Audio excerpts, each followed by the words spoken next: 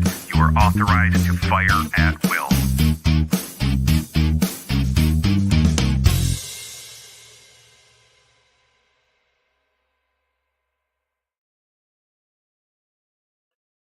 Well, sorry for the delay. Thanks for stopping by. I'm TC, this Minnesota Black Rural Regiment, and this is TC and Friends Monday Night Musings. And tonight we're going to be talking about why the left and the right hate me, hate TC.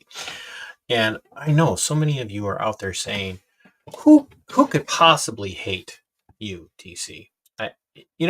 It's beyond me, honestly. I'm a lovable, fluffy teddy bear. I never get angry. I never say provocative things. And overall, I'm just a tender, gentle soul. I never, ever, ever, ever ruffle feathers. I'll let you guys think about that for a second. But yeah, anyway, this is not going to be a real long stream tonight. I've got an exciting stream coming up next week. I've got disgruntled Minnesota teacher coming on next week. Literally, that's what they go by on Twitter. They are an education insider who is going to be coming on and telling us everything that we could possibly want to know about how the state of government education, state indoctrination, is affecting your children and your tax dollars, and just how bad it's actually gotten. But I wanted to touch on a few, should we say, just a few issues that have arisen. One of them, being my local appearance at a city council meeting last Monday, a week ago today, actually, and my plan to continue to attend city council meetings. And I'm actually probably going to start going to the school board meetings here locally as well. Mea culpa, if you will. I have been so busy telling other people to attend their city council meetings and school board meetings and county commission meetings that I haven't gotten any of mine for a very long time. Very, very long time. And I went and called out my, I shouldn't say called out, offered my apologies for not being consistent to our elected public servants and appointed public servants here in Spring Valley, Minnesota. And also applauded a decision by the city administrator. She's not city administrator anymore, but I also called out some other behaviors and was well received. But I will be going back, and I'm going to be calling out something that I observed at the beginning of the public comments section. So you guys can be looking forward to seeing more about that. And I want you, while you're thinking about this, if you're a person who does go to city council meetings, school board meetings, county commission meetings, whatever kind of public servant meeting where there are public comments, where there should be at all times, by the way, if there is a group of people who are meeting as representatives of we the people, there should be a public comment section. And what I want you guys to think about is the list of warnings that are given by school boards and city councils and county commissions about what kind of verbiage and conduct, and don't get me wrong, there shouldn't be physical aggression in a public comment section, but just think about what you hear before those meetings or before those public comment sections take place.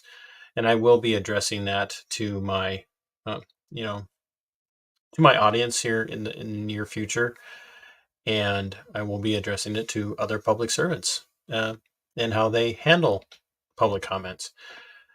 And that's something I want you guys to pay attention to. I really want to hear about you guys going to school board meetings, city council meetings, county commission meetings. I want to hear that you're going and speaking at those meetings, and I want to hear what you're saying, and I want to offer critiques and encouragements about what you say and how you say it, and get them used to hearing from you. That's a really big thing. And that's kind of one of the reasons why the left and the right hate me, because quite honestly, whether it's you've got a commission or council that is full of people on the left or full of people on the right or some strange mix thereof, they don't like accountability. very rarely will you run into a public servant who enjoys accountability. And I run into this a lot as I've been watching this new strain of cop watchers, First Amendment auditors, people that I greatly respect, are not these hardcore left wing anarchists, Antifa types. We're talking about conservative, paleo libertarian, paleo conservative types who have had enough and they're out doing First Amendment and Second Amendment audits. They are conservatives, they are right of center libertarians, and they're out there doing these things. And I've really been encouraged, but I've also been sharing my incidental interactions with law enforcement from the last few years. Going on 4 years now, I've started putting up clips of videos from over 4 years ago and from another channel that I have. And one of the things that absolutely floors me are the responses that I get from people when I put these videos up. And the reason why it floors me is because I get pushback, mean spirited, horrible pushback. And I don't care about mean spirited, honestly. That crap doesn't bother me. But I get horrible pushback from people who are on the left who you would think would be like, yeah, ACAB, which I'm not an ACAB person by any stretch of the imagination. I can't stand the statement ACAB. And I can't stand it when people assert that all cops are wicked. Now, do I have a tendency to think that with the way the world is moving today, the way the United States, the Republic of the US is moving today, that it's time for us to wake up and it's time for people who are still in the law enforcement career field to stand up and realize that if they truly love the Republic, if they truly love the Constitution of the United States, they're not going to be able to stay in the career field for much longer. They're just not. On the short end alone, you're going to run into, how do I want to say this? You're going to run into the inability to say no to the orders that you're being given. And ultimately, that's going to cause you problems where they will work to make an example of you if you start to say no too often. They do not and will not, cannot tolerate anybody who is incapable of blindly following orders and who speaks out. They will not tolerate that. And they will either force you out or they will find a way to criminalize you or marginalize you to the point where it's just not safe for you to be in that field anymore. You can say that I'm,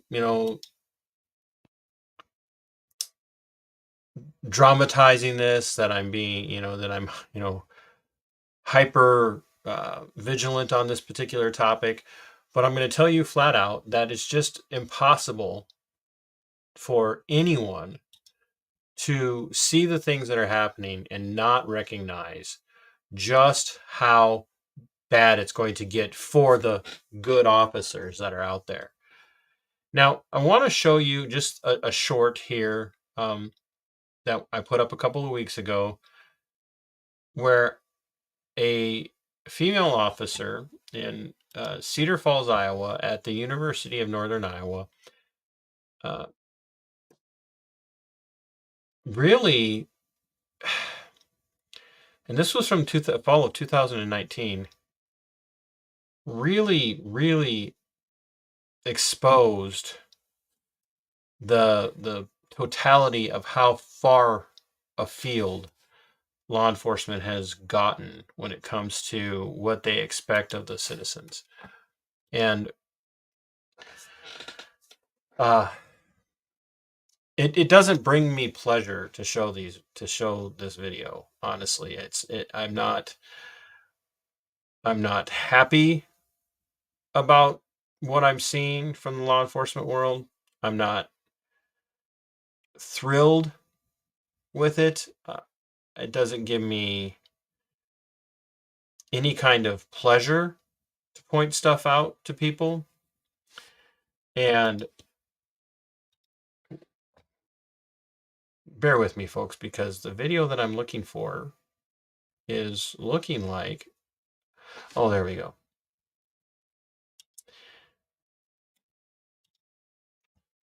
There again, it's very short, but you will. Here we go. Listen very closely to this. If you haven't seen it yet,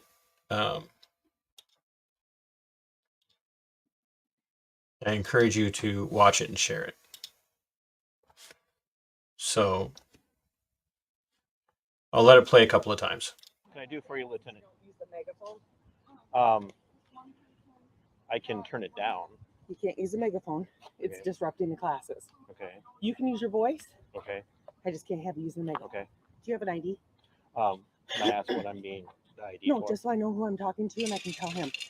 Um, This is my standard job that I do. I understand, Lieutenant, but And when you hold the ID with the state of Iowa and an officer asks you, you're required to show it to them.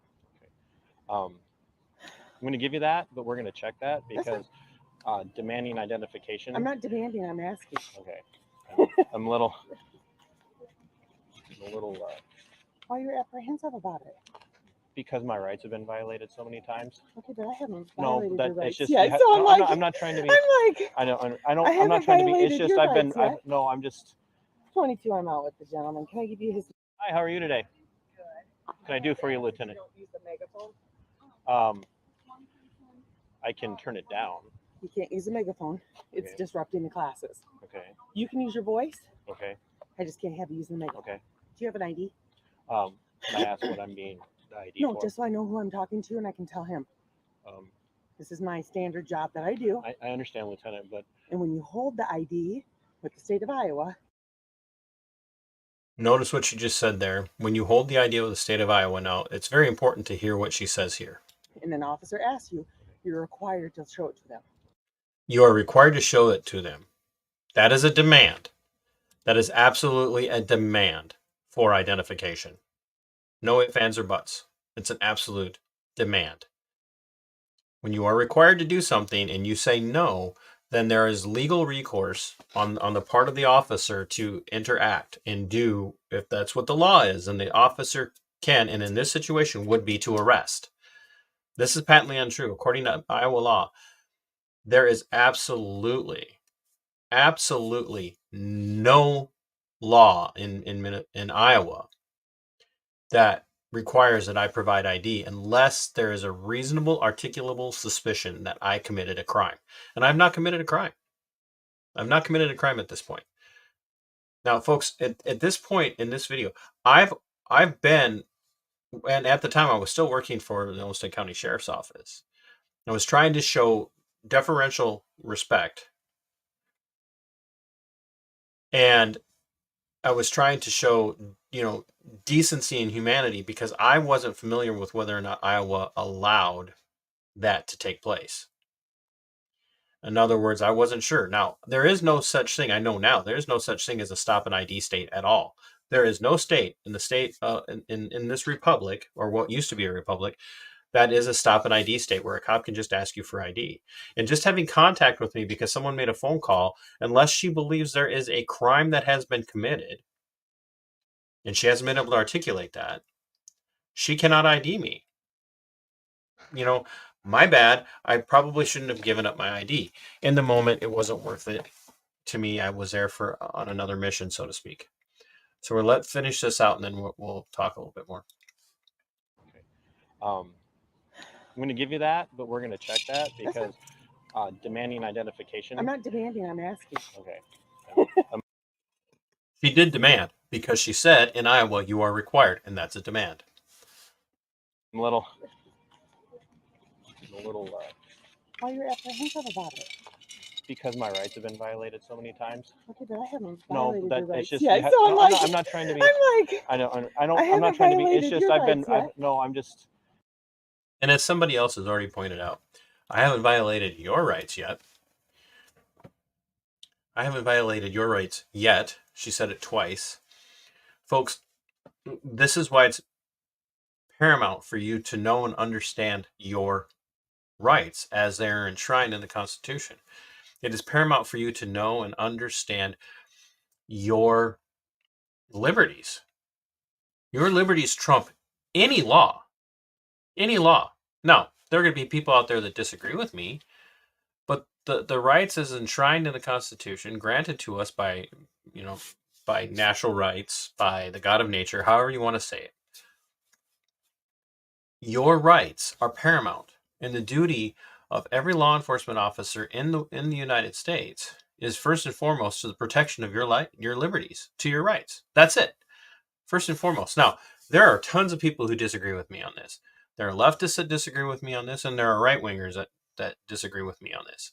And by right wingers, I mean your normie con types, the types who, boy, they think they're conservatives because they think they take all the right positions. They think they're conservatives because they're back to blue at all costs. And really, what they are is low IQ, low info voters who have been told for years that the conservative position is to back the blue. And if you challenge the blue on anything, that absolutely will send these people into an absolute tizzy. Just an absolute tizzy. They can't handle it. They absolutely despise anybody that challenges law enforcement on anything. Now, I'm going to share with you some interactions that I had with an individual. And this individual goes by Charlie McCarthy 5854 here on YouTube. And oh, well, hey, thanks. By the way, hello, Sarah. Thanks for stopping by, and the Millennial Trucker, thanks for stopping by, and Chief of Sinners, thank you so much for that super chat. Are there ways you'd like to see the First Amendment auditors unify in mission, or thoughts on how to streamline education to get more people involved? Yeah, actually, let me jump to this real quick, Chief of Sinners, since you asked and sent a super chat. Thanks so much for that. Haven't had a super chat in a really long time. I think the way to unify First Amendment auditors is to get them all on the same page as far as recognizing that we're not necessarily all coming from the same socio-political, socio-cultural perspective. So there are auditors out there that come from the left. There are auditors out there that come from the right, and there are auditors out there that come from a libertarian perspective, especially the Mises style libertarians. And my bent is toward Mises style right of center libertarianism. And as I watch how these people interact, there's way too much emphasis on who they voted for. I hear a lot of pushback from people. Oh, you voted for this person, or you voted for that person. Oh, well, you sound like a right winger, or you sound like a left winger. A libtard is one of those favorite words of people. And what I will tell people is the best way to unify is to recognize that our end goal, whether we're on the exact same socio-political, socio-philosophical page as far as where we're coming from, left, right, center, whatever it is that our end goal is police accountability, is accountability of the government servant, of the state public servant, right? And then once we can get them to recognize that that's our same goal, then we can start to point people to decent auditors, people like Jeff Gray from Honor Your Oath. A lot of the people that are out there who audit the audit highlights, who lackluster highlights. Another one would be Here's the Deal. He does a great job of highlighting really good auditors. And I would, I'd point people towards the flying auditor, the angry veteran. Angry veteran just had court last week and beat charges in Baltimore County over a post office audit that he did. He won it all, and the judge was not actually real pleased with him, but tossed out the charges. Or I shouldn't say tossed him out. He found him not guilty in a bench trial. And so those kinds of things are incredibly important. And that's how you learn, is you learn by watching. You learn by affecting the demeanor of the individual that you're watching. And that's why I don't recommend a lot of the people that are out there. Another good one that I would suggest that you watch would be San Joaquin Valley Transparency. I think his name is David, but and San Joaquin Jr. And then another really good one is Amagansett Press. And while he's not specifically an auditor per se, he just goes around, takes video in public, and inevitably, every time he's shooting video for these travel videos that he shoots with his son, they end up getting screamed and hollered at, and law enforcement ends up getting called. And he has just a really, charismatic way of interacting with the public, but he's also not afraid to hold people accountable when they're acting out. So, yeah, it's watch and watch and watch and watch and watch. And then as you have questions, reach out to people that you trust, that send, hey, TC from the Minnesota Black Robe Regiment, his email is readily available. It's mbrrpodcast@yahoo.com. If you got a question about something, send it to me. If I don't know the answer, as it pertains to your particular location or your region or your state, I'll find somebody who does. And, send an email asking for recommendations. Where should I start now? And the biggest thing is make sure that you have, if you're not comfortable being by yourself, that you have a group of people with you, and that everybody's willing to video. And this goes to whether it be specifically First Amendment audits in your downtown area and the post office, going into a government building, going to school board meetings, city council meetings, county commission meetings. All of that stuff is, everybody should be shooting video at all times. Everybody. You have an interaction with a law enforcement officer. If you're walking down the street and you see that they're pulling somebody over, whip out your camera and just start shooting video. You're going to learn things real fast about how to interact. And there's one thing I always tell people. If you come out of the gate and you are immediately hostile, verbally hostile, you could be right, but it doesn't mean that you're going to win that argument. And I tell people all the time that the person I'm interacting with gets what they give. If I'm interacting with an officer who is pleasant, respectful, and polite, even though we might be having a disagreement, I'm going to be pleasant, respectful, and polite. In the case of some of the stuff that I have been putting short videos up from January 21st of this year at the University of Minnesota Campus Center, Heinz Center here in the Rochester, Minnesota area, the officer on scene was an absolute ass out of the gate. And I gave him what he gave coming out of it. And somebody said, man, you were really hostile. I'm like, yeah, well, sorry, he started it. And I know you don't get to go, well, he started it. Never worked with mom and dad, right? Well, they should be able to take what they give. And more than anything, and in fact, in that entire tirade, if you watch, he even turns around and goes, you came here expecting this, so I'm just giving it to you. In other words, he had an agenda more than I did, because I was just there to document. I was literally just there to document a town hall meeting being put on by the Minnesota DFL, Democrat Farmer Laborers Union. That's the only reason I was there. But I knew there was going to be trouble when we had the run-in with campus security, trying to run the gathering peaceful protesters off. So you just have to start, and you have to be prepared to make mistakes. You never resist. You always ask questions. Am I being detained? What am I being detained for? If I don't leave, will I be arrested? You've got to get that stuff on video. And then make sure you're actually on public property. I've seen a lot of people make the mistakes of showing up to a private property and trying to pull this stuff, going into Walmart, going into Target, whatever. There are ways to record in those places surreptitiously without causing problems, but don't go in there and just walk around into a private business and say, well, I'm free to record whatever I can see, because they can remove you for that. And you can bring a lot of heat on yourself needlessly. So without, I don't know, Chief Cinders, if that answered your question or not, but shoot me an email. We can exchange some, conversationally, we can exchange some ideas or some hints. So I want to address this Charlie McCarthy 5854,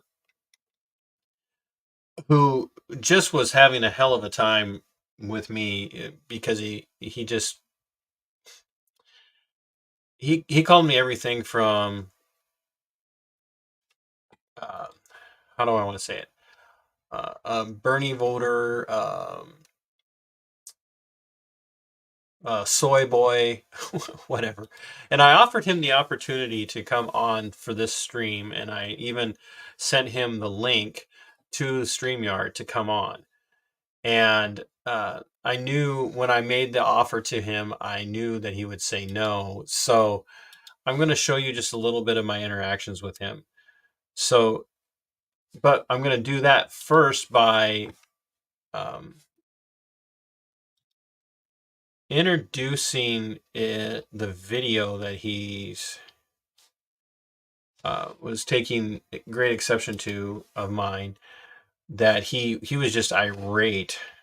I shouldn't say irate. He was out of hand because of a video that I put up where I was explaining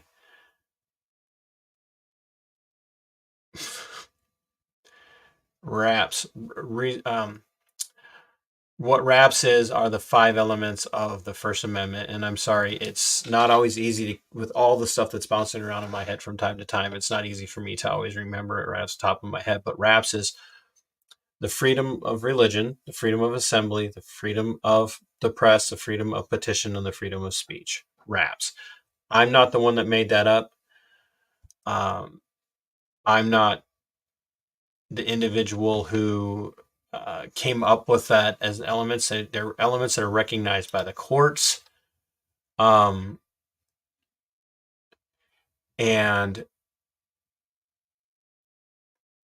he hated the fact that I was referring to students as law enforcement students. He was challenging me on the topic of whether they're students or cadets, and you can't call them students because they don't go to college. They go to police academies, and so yeah. So this is a video that he took great exception to, and decided he wanted to mock me for stumbling a little bit. And if that's the area that you want to mock, then we know everything we need to know about you as an individual. Here we go. The First Amendment has several clauses in it, right?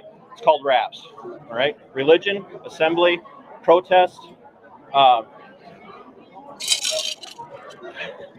petition, or press and petition, and speech. Religion, assembly, press, petition, and speech. Those are first and foremost. So speech cannot hurt anybody, right? Is there any word that can ever hurt anybody? A threat. But that's not even saying, oh, I'm going to kick your, whatever. Yeah. That's not even really, like, how many times have we said that, right? Like, you come home late from curfew and your parents are like, I'm kicking your ass. Like that's not a threat. That's just a statement, right? But actually compelling people saying, go kill that guy, right? That'd be wrong, right? That would be bad, because you're giving somebody a directive to go do something that is harmful, right? Yeah. The first. So he absolutely hated that, and he decided to take great exception to that. And you guys are going to get a kick out of this.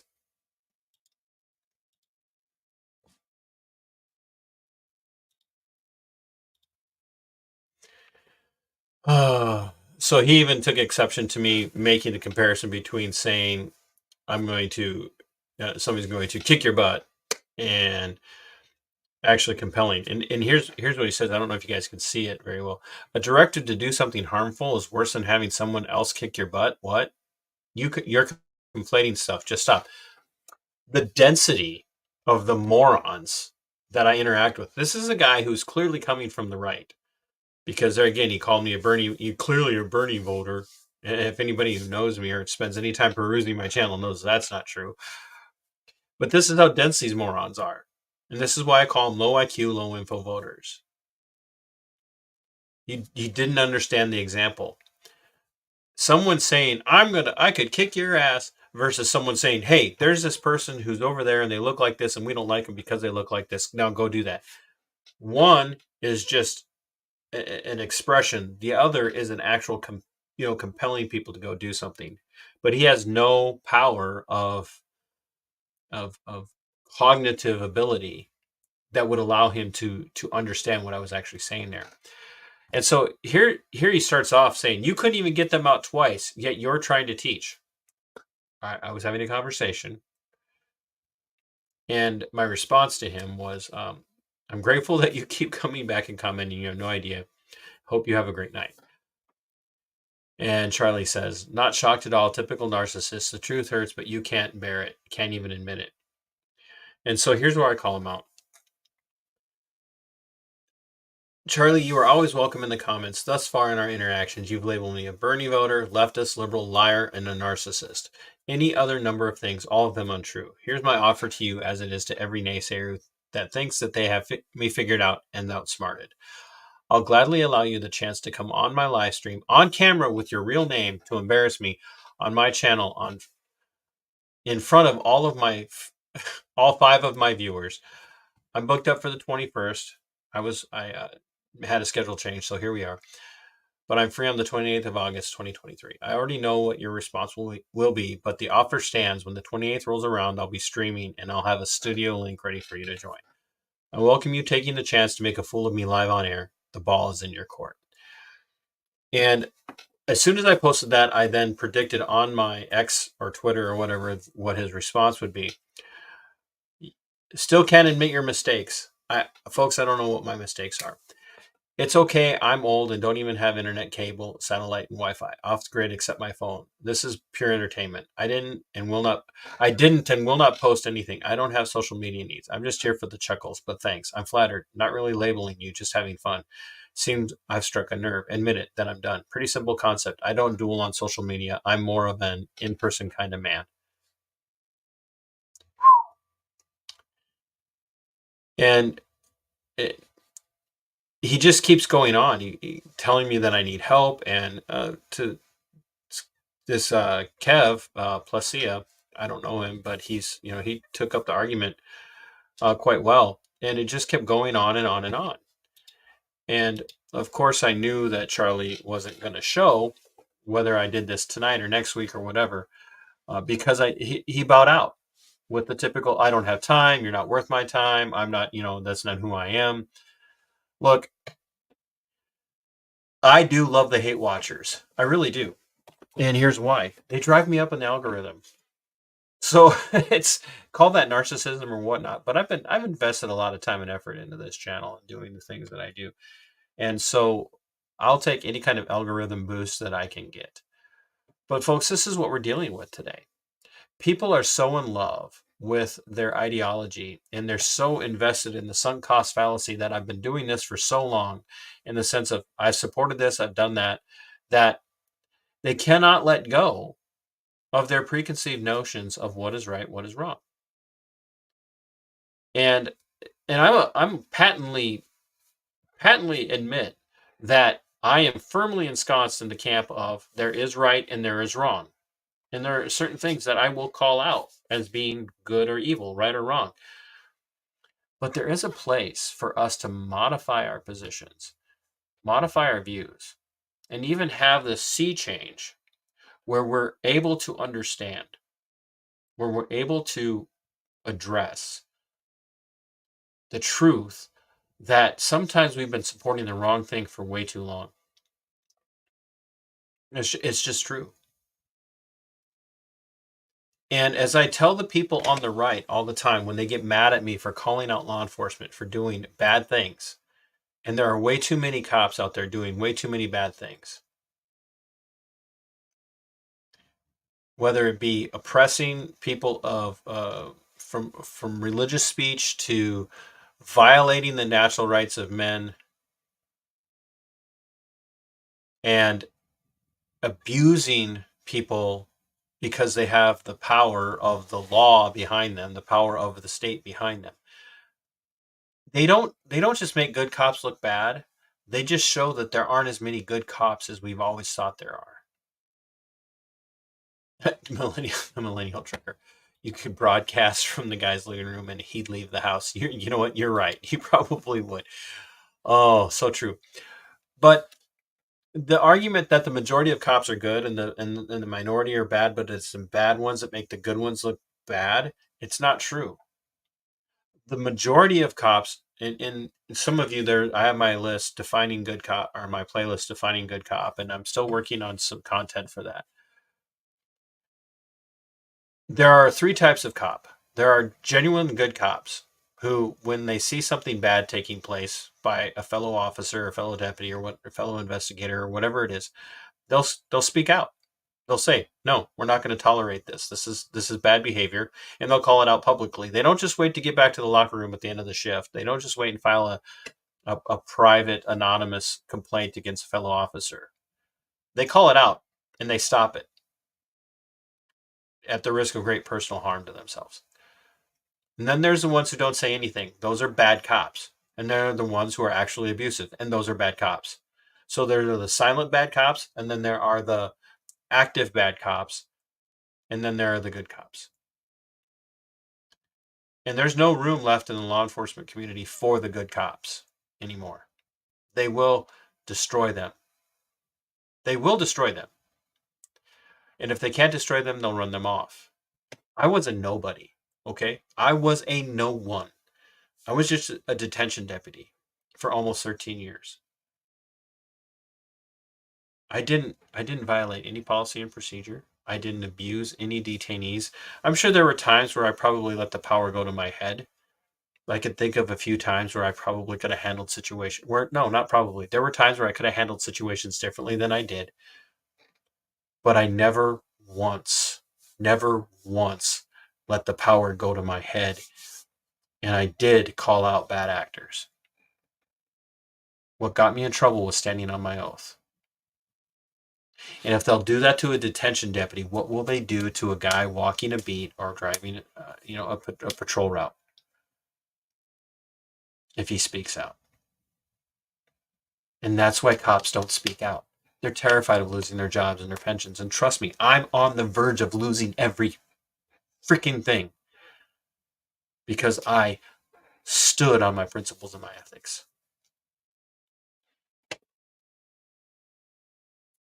And I get it. It's tough. When you got a family and you got dependents, you do have to make a tough decision.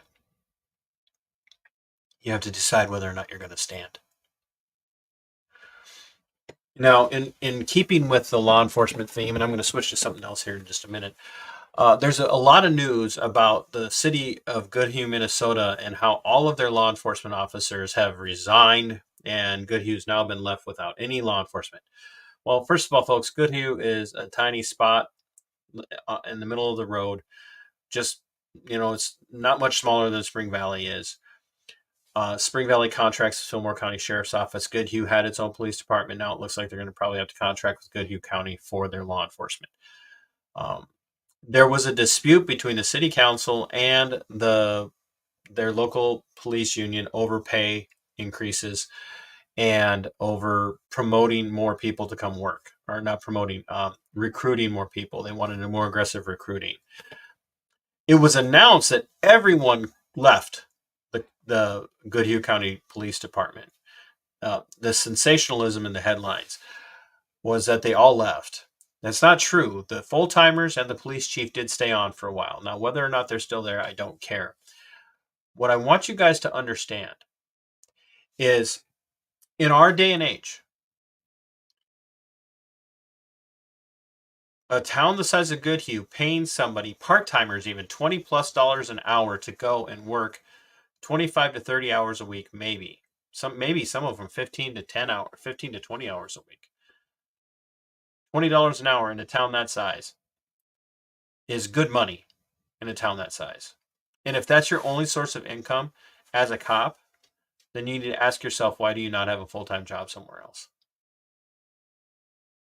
And if you can only get part-time jobs, then ask yourself, why can't you get on full-time somewhere?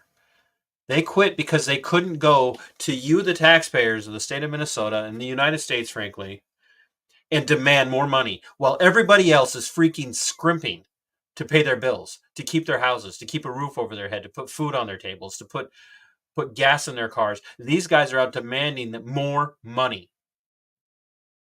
More money. And it's always so freaking easy for everyone to demand more money when they're getting it from the taxpayers. But boy, you try and go and do that with your boss.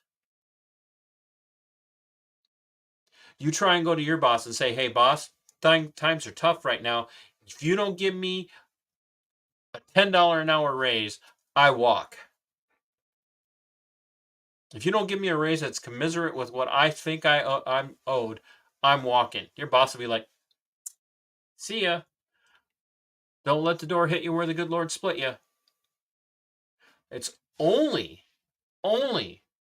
law enforcement in particular in the United States that can make that demand and get away with it. And the unions, the closest I've ever been to being pro-union is when I needed my union support when they were coming after me. Because without it, it would have been a hellscape of me fighting. And so there are times where the law enforcement unions do serve a good purpose. But for the most part, all they're there for is to milk the taxpayers. They quit because a tiny town of like 1,700 people didn't want to give them a pay raise. Then go find a new freaking job. You selfish, narcissistic freaks. Good riddance. And I hope you never get hired anywhere again that is a law enforcement related position. Because if you're going to quit over something like that, imagine what you're going to do to the first person that gives you the middle finger or says, I don't need to show you ID. Those are tyrants in the making.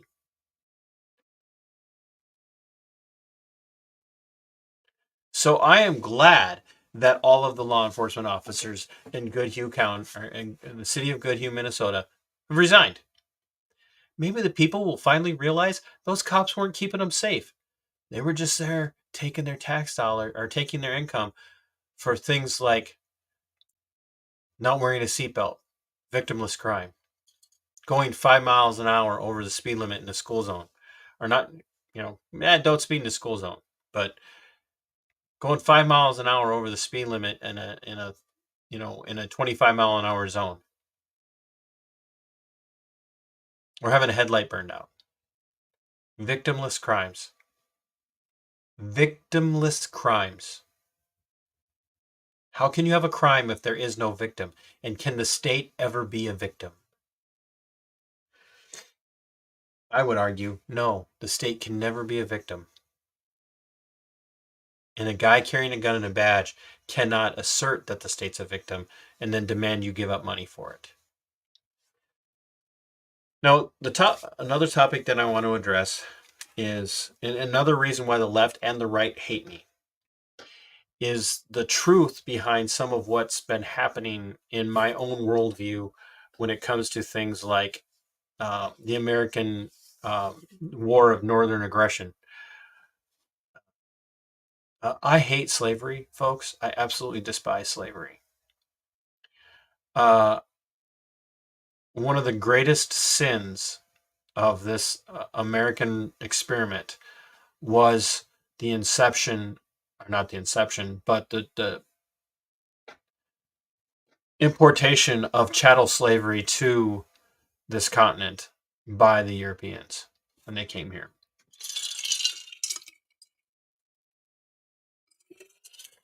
by a group of people who consider themselves to be Christian, who would look at someone of a different skin pigmentation and say, you are inferior. You're not even human because you don't look like me. That is a terrible sin. It's a terrible, terrible, terrible thing. But this country wasn't founded on chattel slavery. And the American War, Civil War, if you will, was not fought over slavery. It was fought over secession. And there were racists, ethnic hatred people on both sides. The North actually was the most racist segment of the Republic at the time, and up to, during, and after the Civil War. They were terrible racists. Not the abolitionist. I'm an abolitionist. I'm a slavery abolitionist. I'm an abortion abolitionist. But for the most part, Northerners were the worst racists. Abraham Lincoln was a patent racist. Lincoln was a colonizer. He believed that all blacks, once they were freed, should be removed from North America and sent to other places or even back to Africa. The founding of Liberia was a colonizer act. Abraham Lincoln and his followers believed it would be best to put all of the black people back on a boat, going back to going to islands or back to Africa to live where they belonged, because they didn't want them here. And worse than that is Lincoln was a tyrant. He was a horrible man. His one goal was not in freeing black people. It was in ending the natural right of individual sovereign states to secede from a union, from the republic, not the union. It wasn't even called a union really until the war. To secede from the republic when they came to a great disagreement. The northeastern states attempted or even pushed for secession well before the southern states did, over economic reasons, just like the southern states were pushing for secession.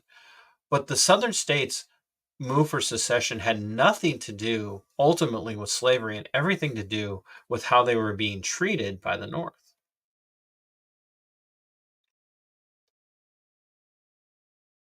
And it led to a whole series of things that were just horrible to imagine.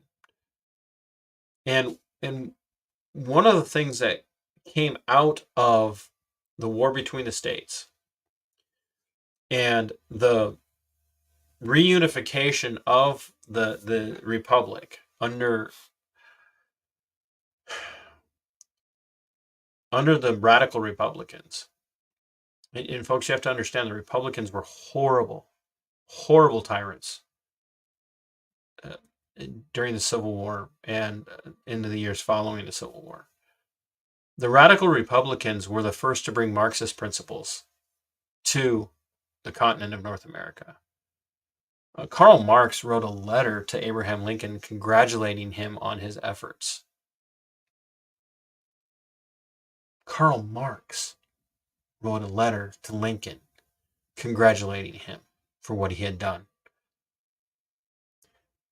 And the radical Republicans imposed income and property seizure on the wealthiest Southerners in the Confederate States, because the only way to actually defeat them ideologically when it came to states' rights was to take everything away from them, because they still had the power.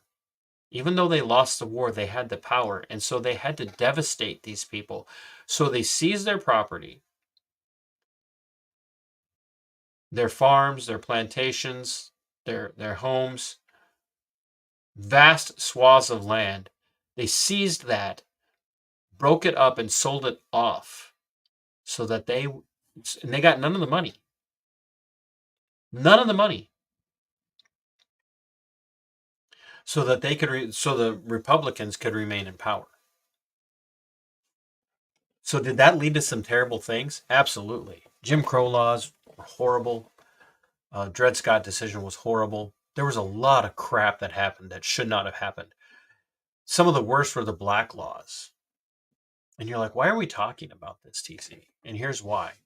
Have you ever asked yourself why your barber or your beautician or your hairstylist or the person who does your pedicures or your manicures or your mani-pedis or whatever it is, have you ever asked yourself why that person needs a license? The root of that, where that started, was after the American War, Civil War. To keep blacks from prospering. Now, remember, many northern states had laws that said blacks couldn't even live there. So once they were freed in the South, if they wanted to get away from their oppressors in the South, they couldn't go north because the Northerners didn't want them. They wanted them free to send a message to the South, but they didn't want the black folk living in their states. So blacks had nowhere to go. Freed black men, the freedmen had no place to go because the northern states didn't want them. So the southern states, being what they were at the time, it was bad, wrote black laws. And some of those black laws required that you couldn't do certain types of work without a license. And back then, those licenses were expensive.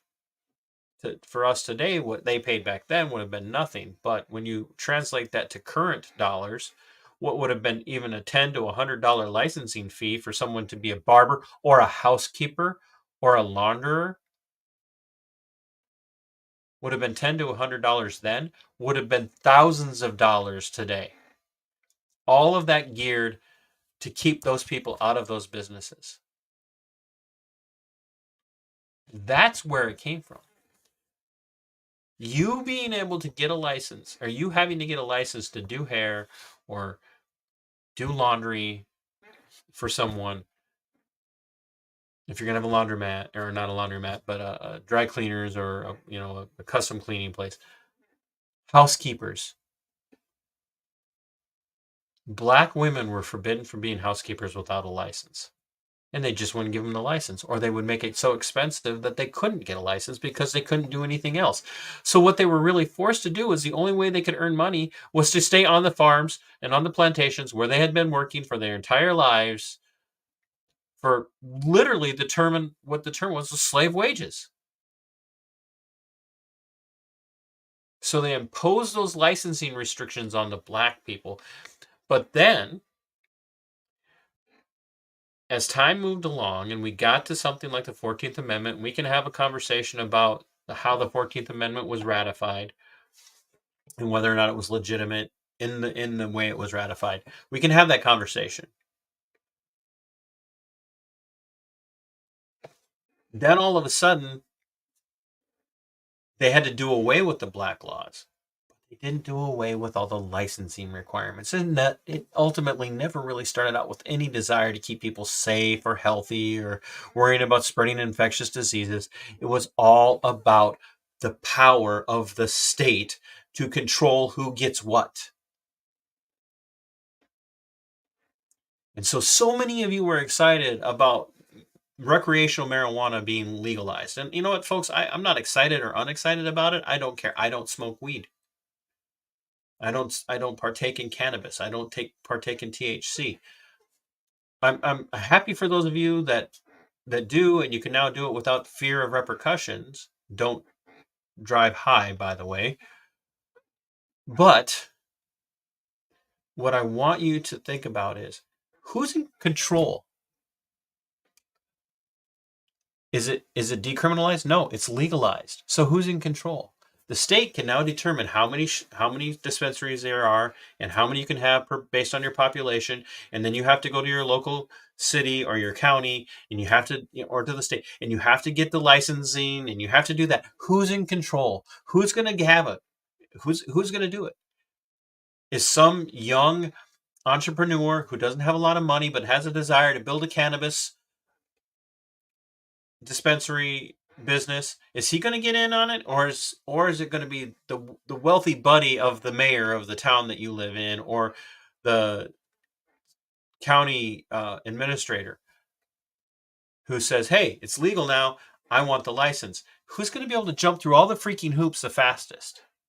It's going to be the guy that's in like Flint with the power brokers. Folks, we can celebrate the end of slavery in the United States while at the same time being distraught over everything that has happened to our republic since the Civil War. Lincoln was a tyrant, and he gave us the deep state. He didn't give a damn about black slaves. And most of the people in government today, from the bureaucrat who requires you to fill out paperwork, to get a license to have chickens, or permit to have chickens, or put an addition on your house or whatever, to the cops, to the city mayor, to the county commission, to the governor and all the commissioners and everything at the state level, they don't give a damn about you. They care about being power brokers. That's all they care about. And it's time that we take it back. It's time that we recognize we are the power. You are the power, as Spike Cohen's organization likes to remind people. So, folks, I don't have much else to say. This is why people on the right and the left hate me, because I'm not afraid to call out their pets, their heroes. And you shouldn't be either. Open your eyes. Stop believing everything that you've been taught. Stop believing everything you've been told. And start digging into these things on your own. Read The Real Lincoln. It's a great book. Check out the podcasts by the Institute for Justice about the 14th Amendment. Check out individual Brian McClanahan and his shows. Go check out Brian O'Leary, Monica Perez, Tom Woods, Dave Smith from Part of the Problem, Clint Russell especially. I could go on and on and on and on and on. But step outside of your comfort zone, step outside of your echo chambers, and start delving into areas where you maybe never looked before, because it will make all the difference in how you start to perceive things. And you're going to be like, wow, I let them play me because I was there and I got played. So, my friends, until next time, if you're of the praying sort, I could use your prayers, and I could use your support if you haven't ever. I'd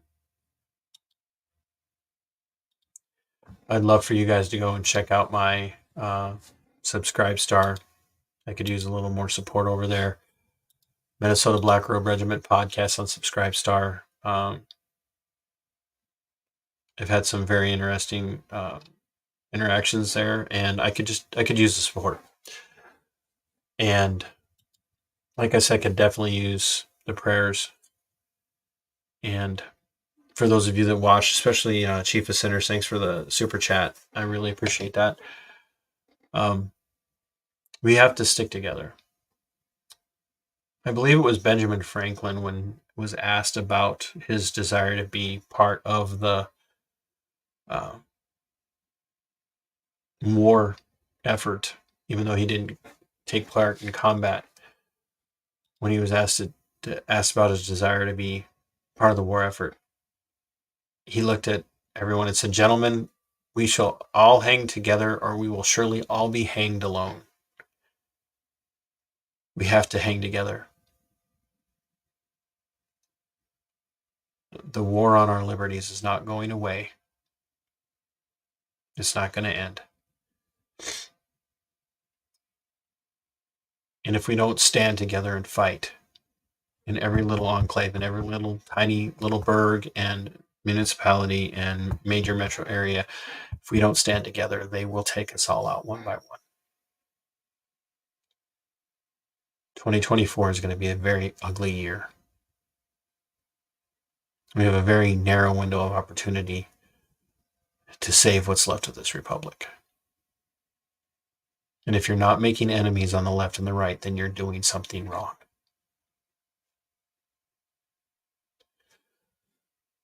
Thanks for tuning in. Thanks for watching. If you like this, please hit the like button, hit the share button. Come back and put a comment in the comment section after this goes up on a rewatch. And until next time, my friends, fight for your liberty is yours. Fight for your freedom belongs to you. In Sic Semper, Tyrannus. We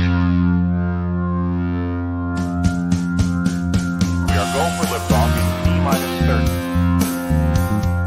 Stand by for further instructions, Minnesota Black Robe Regiment. Secondary guidance systems engaged. Minnesota Black Robe Regiment, it will be on my mark.